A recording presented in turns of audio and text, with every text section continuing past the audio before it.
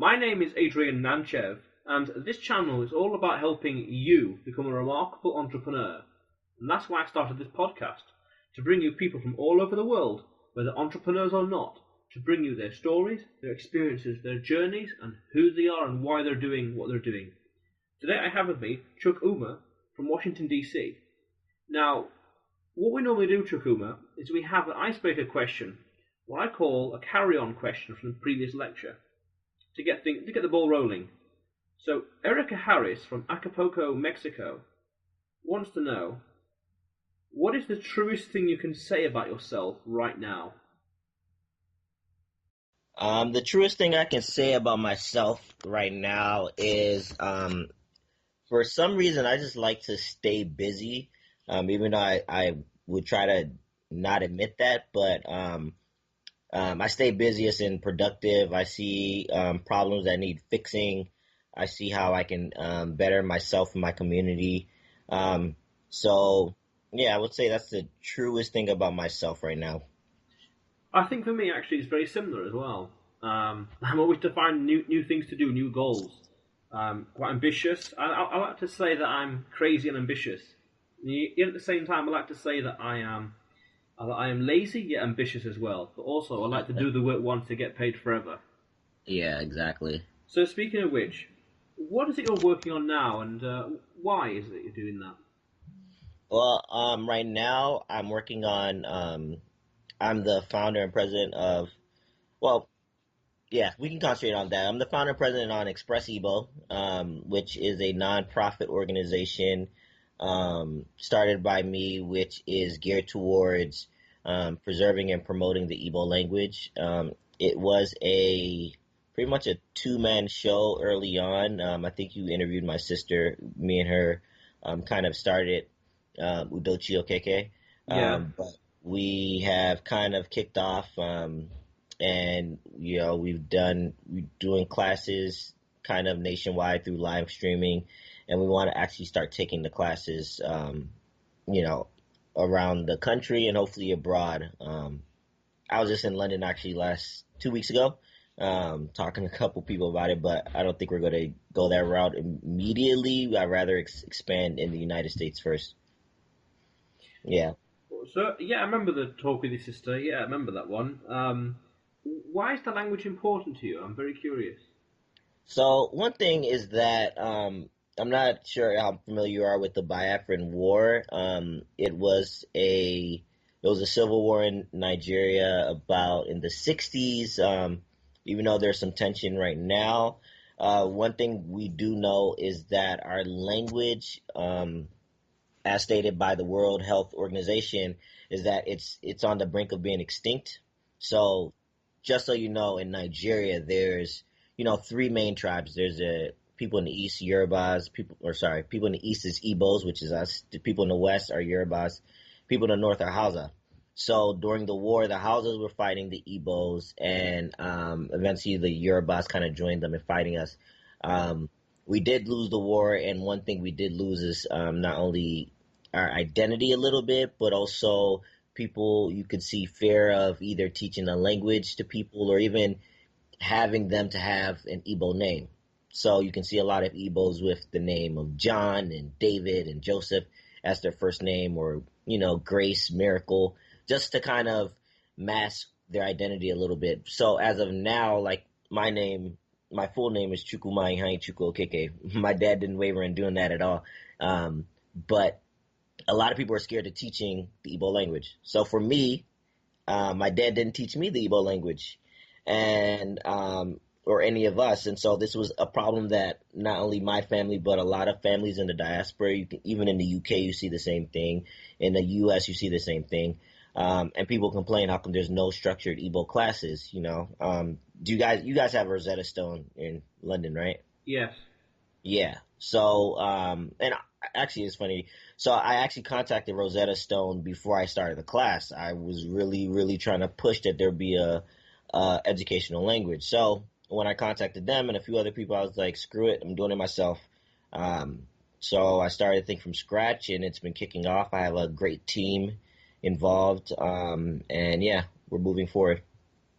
What does your team do exactly? So we have an e-board. Well, we have an advisory board, which kind of um, coaches us in what to do, and then we have the electoral board. So we have, just like a regular board, a secretary, a vice president. We throw events, so we have an event chair. Um, we do fundraising, so we have a fundraising chair. So we have a webmaster who takes care of like internet and so a little bit more about our organization is that like I told you, we stream live. We also have now a book that we wrote. Um, so it's like a textbook, and then in the textbook, it's not easy to learn a language by just reading. So you have to hear, you got to see videos, you got to do all that kind of stuff. So we have a webmaster that kind of takes control of that um, aspect. So we have a full circle of a team, and yeah. And what role does your sister play in all this? My sister was my right hand woman at the time. She was when we performed the e-board a couple years ago. She was my webmaster. She did a great job. I mean, at the time she had no formal training. She kind of learned everything on her own, and she's done tremendous for someone who just kind of did her own research and learned how to program on her own.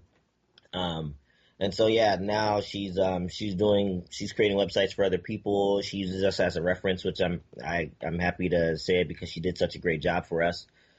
So yeah, that's what she does or did with us, Well, that and sounds she still kind of helps too once in a while when we need her, but she's not like day to day anymore. hmm, that sounds pretty cool. I'm just curious though about the language, the Igbo language. How many people speak it, and what's the dialect? And, how complicated is it to learn? And you said you can't just read it and then learn it. Tell me more about it, please. Yeah, so you know how there's some languages I can't remember the Asian language right now, but it languages are tonal. So for example, you may say the word I can't just say aqua. It's AKWA, but there's a thing called high tones and low tones. Aqua can mean like four different things. Aqua. Like it can mean egg, bed, cry. Like just depending on the pronunciation. So you can't just read it and then understand it. Sometimes you got to hear from someone else. You got to speak it with people. It's pretty complicated. I can't remember exactly all your questions, but I just know that the Igbo language. What I say, is it complicated? It can be for someone who knows zero Igbo. Obviously, it's easier to learn as a child than you are as an adult, or if you're right-sided brain teacher or thinker like my sister, she's pretty intelligent. She can probably learn a lot because she's right-sided brain. In my opinion, I'm left-sided brain, so I'm good with numbers. I'm good with intellectual type things. But in terms of art and things like that, I can't draw, But in terms of thinking and critical thinking, I'm great at that. So yeah, Igbo's kind of hard depending on how you learn. So that's the good thing about our class. We've done in classes where we kind of learn what's the best way that students learn. This doesn't work. This works. This works very well. And so that's why we wanted to wait a little bit before we start expanding to other parts of the nation. I think that we're ready to expand now. Ah, and where are you expanding to? That I don't want to release right now, just for the simple fact that we've talked to a few different places. We just want to make sure that everything is set. So here's the thing: I don't want to say like McDonald's, but we want to make sure our quality is the same every location you go to. So we want to make sure that the transition's as smooth as possible. We're going to have the same book's going to be used, the same type of format. We're pretty much going to guide the places that have it. So hopefully, once at least we do it in one location and do a full semester, then it should be easier to replicate. So right now, I think it isn't bad. We just need those individuals that can do it. So I'm a big history buff, but the Biafran War, never heard of that before. And so tell me about that. In 1960s, was it civil war or regional conflict, or is this on par with the Rwandan genocide, or Yeah. So well, what can you tell me, please? so you guys, the British, colonized us. So, and actually the present queen, she came to Nigeria, she was held when she went there. And then we finally got our independence. And when we got our independence, the issue is, and honestly, there's conspiracy theories that it was done on purpose, that they didn't leave in a way that we were structured. There was still one thing about the way Nigeria was formed was different tribes that have different clothing, different languages, things like that, and formed and said, "Hey, you guys are one country." So when the British was there, and they kind of kept us uniform. So when the British left, now there was conflict. Oh, my people want to be in power. Their people want to be in power. And so, for example, us east, we had oil, and then up north, where the Hausa people are, had the refineries. So um, we couldn't, we couldn't actually utilize. Is it refinery? I'm probably blanking, but we couldn't utilize the oil because of that. We can't use it to turn it into gas or whatever it's called. So yeah, it was this tension that built, and it really started with people that kept overthrowing the government. So there was coups, and there was several of them, and there was a lot of bloodshed. And I guess, and people say maybe the Igbos are to blame. People say whoever's to blame. I don't know, but we wanted to break apart and start our own, but they didn't want to let us go. There was a lot of resources in our land, and I think that's pretty much what it boiled down to: A, the resources, and B, people in power. Um, and there was the person in charge of us that time, Ujuku. He started the war. He swore we were going to win.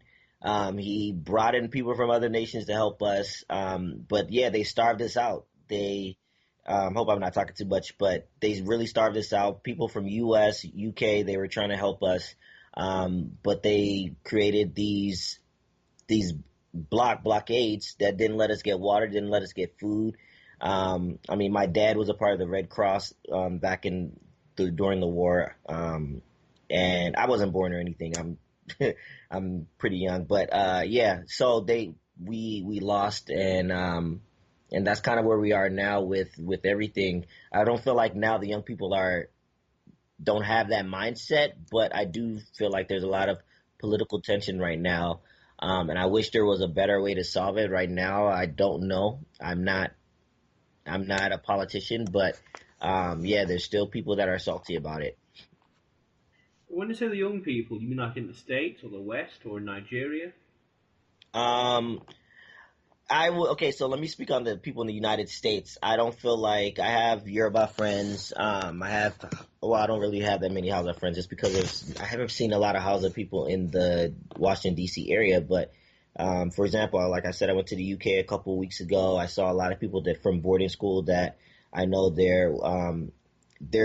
don't have that mindset. But if you go to Nigeria, the tension is building. So right now, the current president is Buhari, and Buhari actually was one of the people that helped with the genocide. I don't even know if some of the young people know this, but he was one of the people that helped with the genocide of the Igbo people back in the day. So now he's the president of Nigeria. He went to the UK for months. They claimed it was health related. But anyway, let me not get into that. But I would say the same thing happened during our time during the war.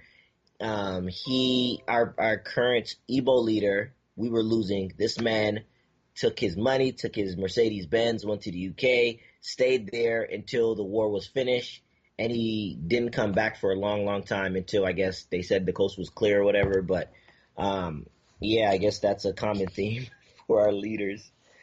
But yeah, Express Igbo though is not, advocating any of the war. We're not taking any political stand.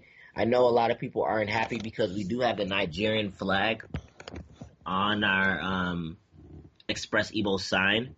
And one thing is that, a lot of people complain you guys should have the Biafran sign. Biafra would have been what we would call, just like Ethiopian and Eritrea split up, and now they're called Eritrea, they would have called us Biafra, the people in, the Nigerian people in the east, the Igbo people, Biafra. So people were like, oh, why don't you put the Biafran sign? No, I wasn't thinking about it. We weren't thinking about Udochi and I when we were creating the logo and everything. We weren't thinking any political stand. I look at Nigeria as one, and yeah, at the time when I was doing it. Yeah, I was going to say, what's your story behind it, and why did you decide to start Express Ubo? Igbo. Ebo. It's okay. Express Igbo. I mean, like I said, it was a major problem with the people in the diaspora in terms of speaking the Igbo language. I think here's the thing. When I first started, I didn't do much advertisement or anything. I was worried that we weren't going to fill up a class. And I mean, I got a lot of support from people. The second class, we like tripled in number, which was a big blessing. And it was one of the things that I realized that I can't do everything by myself just because, this thing has a lot of potential. So, there was she was a med student at the time, Nancy. She joined our team. She helped us push to get a logo. She helped us push to start a nonprofit. We started doing, commercials with some famous comedians and things like that. And with that being said, we had to make ourselves more credible. And actually, Nancy's no longer with us on the team. She had to get back into med school to begin with. But one thing she did tell me that kind of resonated with me was there was a time we were arguing about certain things with the organization, and I felt like I was doing a lot. And she told me, I don't want to say this that you can get mad, but you're doing a lot because you're choosing to do a lot. People can help you, but you have to let them help. You have to trust and that other people help. And that's one mindset that I think a lot of people have. They think that, you're the only one that can do it. You can do everything and no one else can do it the way you're doing it. And that's one thing I had to take a step back and realize, I don't have to do everything. And that's one thing entrepreneurs have. There's entrepreneurs and there's technicians. And that's why a lot of people have burnout. That's why a lot of people have fell in doing certain things, is that when you're an entrepreneur, you can allow other people to help. You can allow other people to do things. You are good in delegating. And when you're a technician, which I was to start with, and I still think I am to a certain extent. But when you're a technician, it's just you. The food chain starts and ends with you. And it can't be like that if you want to have an organization and a business that's sustainable. Yeah, this kind of goes into the carry-on question at the start where you say you're always busy in a productive way. Yeah, exactly. It it is, and I mean, now I'm trying to get into real estate and do other things. I'm planning a wedding, so it's one of those things where I come home and even if I know there's nothing pressing, I always think, what can I do? Or like, what exactly is, I mean, it can go from just reading a book to, whatever it is, like side things that I can just keep myself busy. I can't just sit down. I may just start hitting up friends like, hey, what's going on? Something's wrong with me, but in a good way, Nah, I just think it's a drive to always do something more and make tomorrow slightly better or slightly less stressful or slightly more productive. That's the way I see it. Just always doing a little bit more. Like just before this podcast, I was just doing some catching up some emails and checking out some other events and checking out some open lectures at some universities and nearby. Always something to learn. Always being curious. Yeah. And planning a wedding as well. That's different. It's different. Oh yeah.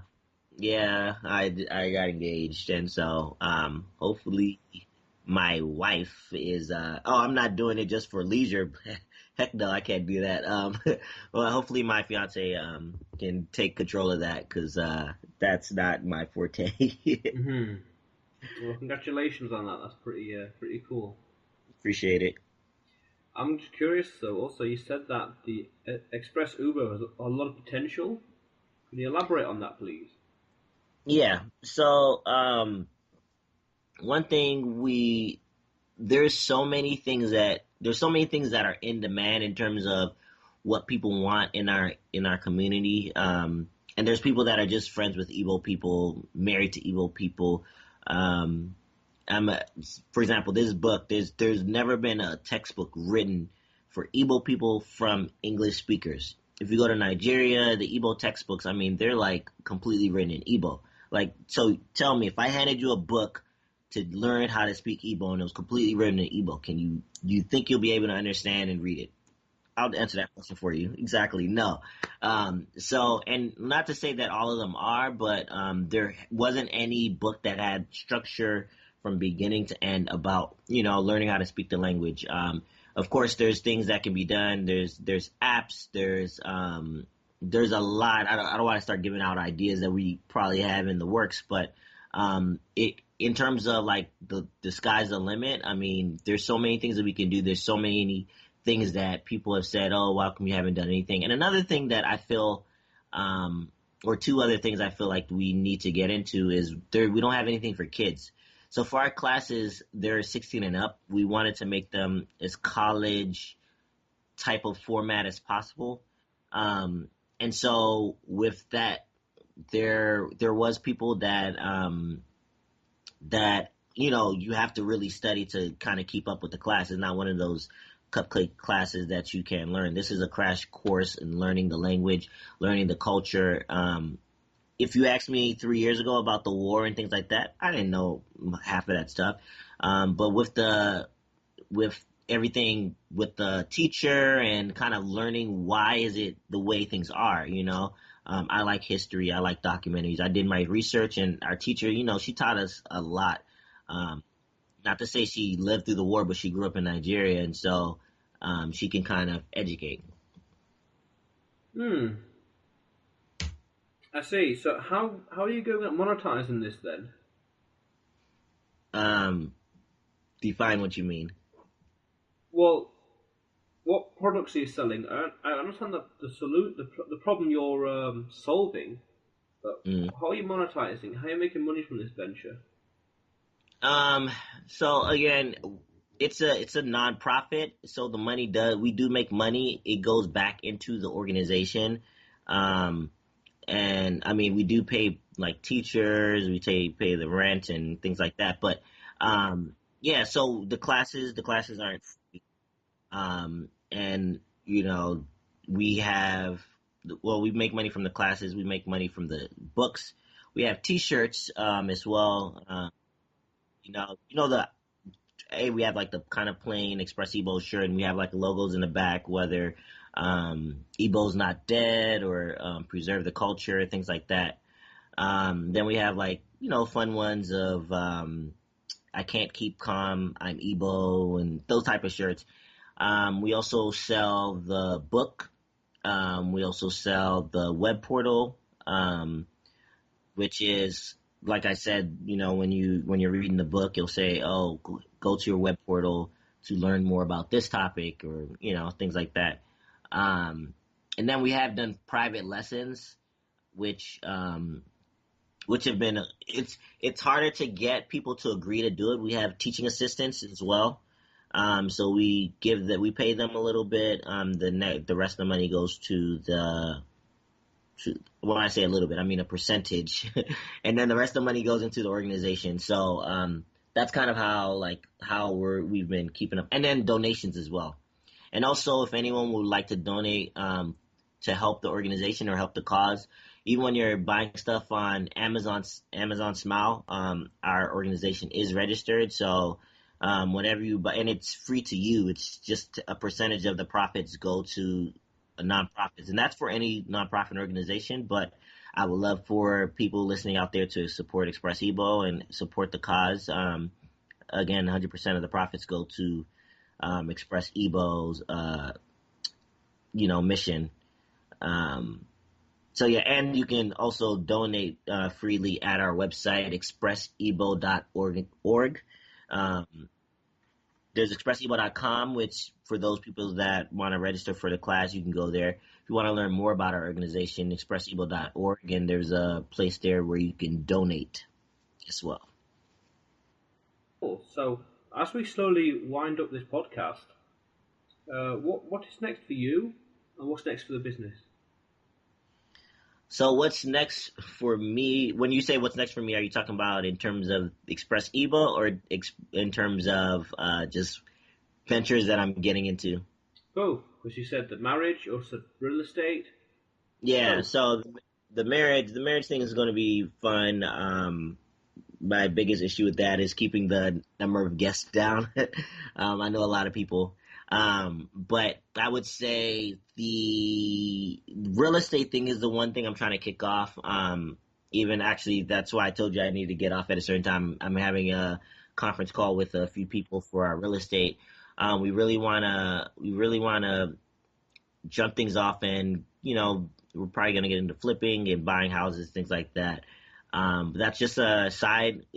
Supposed to be a side hustle, but I want to sustain financial freedom as well. So, yeah, I'm sure a lot of people would love financial freedom, so they don't have to, worry about certain things. But what's next for Express Ebo? Express Ebo right now, as in September, we are getting applications for those that are interested in applying for our e-board position.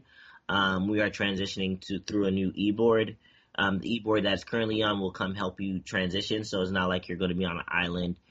So definitely, if you want to be a part of the Express Ebo, you can go and definitely add your name and your qualifications. And then yeah, we're definitely trying to make it more open to the public, make everything more inviting. Hopefully, we start expanding.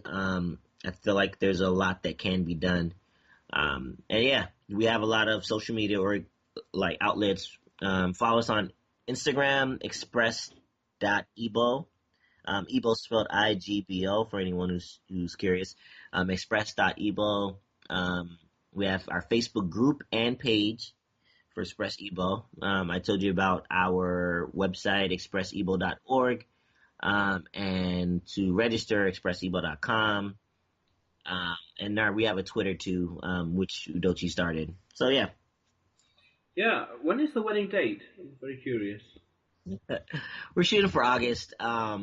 We're definitely in the beginning stages. But my wife is gone from 0 to 100. All right, so hopefully, we have some time to plan. Yeah, it's quite a while. That is. Also, the property thing, that's pretty cool. Property is a good way of getting financial freedom. It's a good way of beating inflation, and it's always something very consistent as well. Although with flipping, yeah, flipping's more of a short-term thing, because after a while you want to start owning the property and getting the rental income. Yeah, so the flipping part is honestly, I don't want to just flip it and just get a wad of cash and then go crazy and get a jet ski and all. No, I want to. The reason for our flipping is to get rental properties. As I always say, my sister is the brains of the operations. I'm just a hustler. I'm gonna do whatever it takes. And then we luckily got someone on our team who's been doing this for 30 years. He's never had a job in his life. That's all he does. He eats, drinks, and sleeps real estate. So how we got him is a stroke of luck. I feel like I've gotten lucky in my life a lot to where I am. Even to have this beautiful wife of mine, I feel super lucky.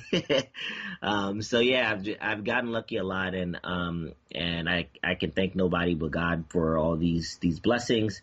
And hopefully, when I step into the real estate, which I started 2 years ago, I knew nothing about, and hopefully everything's going to kick off in the next few months. So yeah.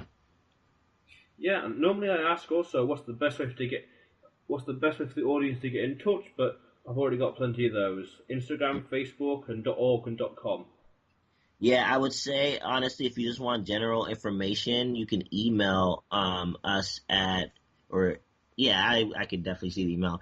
info@expressebo.com.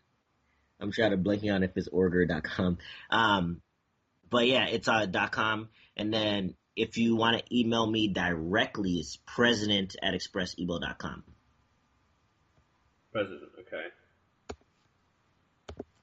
Okay. So, one last thing then, as we wrap up. What question would you like the next guest to answer? And these are entrepreneurs. Yeah. Oh yeah, I would definitely say, what is one mistake you've made, and or one of the mistakes you made, or one thing that you regret doing, that could have changed your course of action. And I know we're wrapping up, but I just wanted to say why I said this. So I used to be an athletic trainer, and I worked for the National Football League in the United States here. Oh, sorry. Yeah. So I just looked at my card. It's expressebo.org. Okay. So info@expressebo.org and president@expressebo.org. So I said comment earlier, so I apologize. But yeah, I mean, that's one of the things that you learn though when you learn about people's mistakes. So you don't have to make them in the future. So if it's real estate you want to get into, if it's doing podcasts that you want to get into, you want to learn what works and what doesn't work. So yeah, the next person, I definitely want to hear one of the mistakes the person made. Yeah, great. So, thanks a lot. Thanks a lot for coming on the show, Chukwuma. Thank you so much for having me, Adrian. It was great having you on. And ladies and gentlemen at home, if you haven't already, click on the subscribe button below and press the bell notification right next to it for the latest uploads. You see, because this channel is all about helping you become a remarkable entrepreneur. So go out there today and do something remarkable, because that is what it's all about.